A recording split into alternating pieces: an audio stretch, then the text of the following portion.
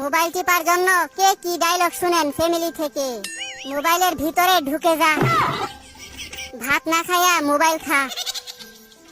Mobile তোরে প্রতিবন্ধী বানাইছে, মোবাইলের উপর ঠাডা পড়তে পারে না।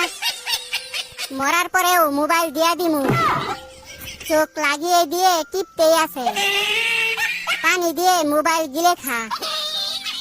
নেশাখুরের মতো হইছে মোবাইল টিপতে টিপতে।